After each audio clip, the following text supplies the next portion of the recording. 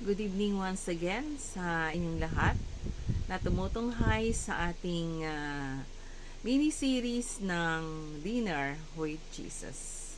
Nanyayato po kayong muli na samahan ako sa pagpapakain sa ating spirito.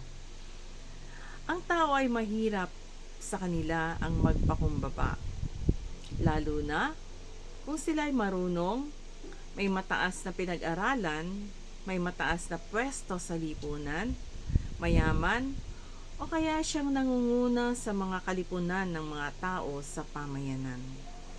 Subalit may sinasabi ang salita ng Diyos sa Santiago 3:13.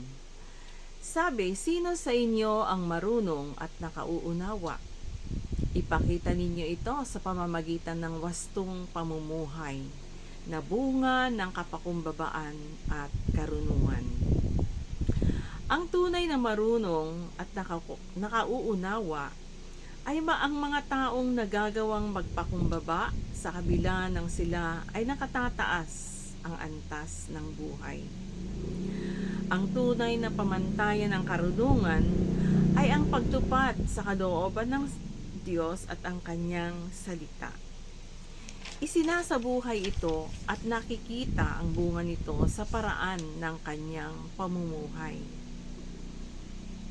Tandaan na ang kataasan o pagmamataas ay hindi mo bunga ng karunungan. Ito ay kamangmangan.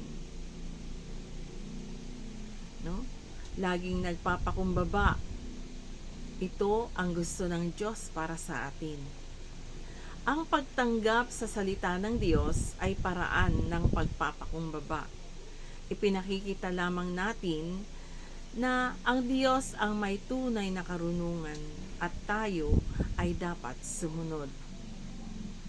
Kaya nga, lagi po nating nasain na tayo ay nagpapakumbaba dahil ang ating Diyos ay mapagpakumbaba. Natutuwa siya sa mga taong mapagpakumbaba. No?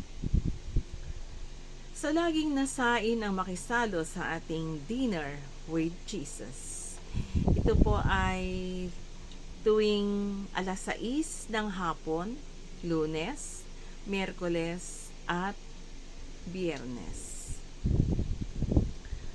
So, minsan pa, tandaan po natin lagi, Jesus loves you.